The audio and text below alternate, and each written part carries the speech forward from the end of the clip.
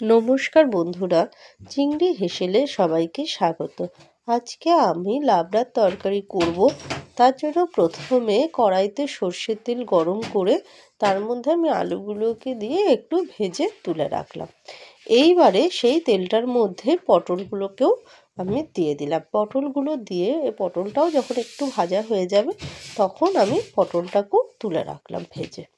এইবার সেই তেলটার মধ্যে আমি 5 ফোড়ন, তেজপাতা ও শুকনো লঙ্কা ফোড়ন দিলাম।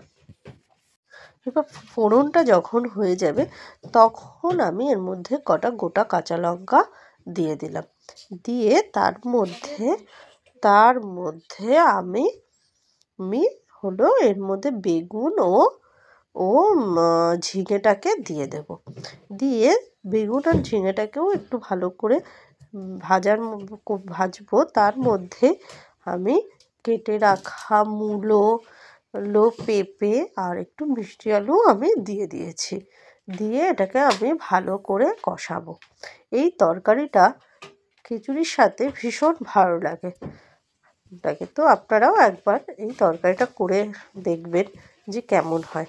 এইবারে আমি তরকারিটা যখন একটু কষে গেছে তখন এর মধ্যে আমি কুমড়োগুলোকে দিয়ে দিলাম। দিয়ে এবার একটু নাড়াচাড়া করব। তো এইটার মধ্যে আমি একটা মশলা দেব। তার জন্য মিক্সি বাটির মধ্যে গোটা ধনে, জিরে, কাঁচা লঙ্কা ও আদা দিয়ে একটা পেস্ট তৈরি করলাম। করে আমি এই সবজিটার মধ্যে দিয়ে দেব। দিয়ে এই সবজিটাকে ওই মশলাটার সাথে ভালো করে আমি কষাবো। কষানোর পরে আমি এটার মধ্যে পরিমাণ মতো নুন, হলুদ ও কাশ্মীরি লঙ্কার গুঁড়ো আমি এর মধ্যে দেব। দিয়ে এটাকে ভালো করে কষাবো। এবার কষানোটা যখন হয়ে যাবে তখন আমি এর মধ্যে যে সবজিগুলো ভেজে তুলে রেখেছিলাম সেই সবজিগুলোকে আমি দিয়ে দিলাম। দিয়ে আবার ভালো করে এটাকে কষাবো। কষানোর পরে এর মধ্যে পুঁই শাকটাকেও আমি দিয়ে দিলাম। পুঁই শাকটাকে দিয়ে একটু ভালো করে এটাকে নাড়তে হবে।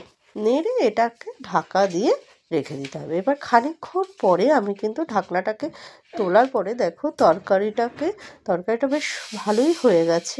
তো তার মধ্যে আমি এবার একটু চিনি দিয়ে দিলাম। দিয়ে তরকারিটাকে ভালো করে এটাকে কষাবো।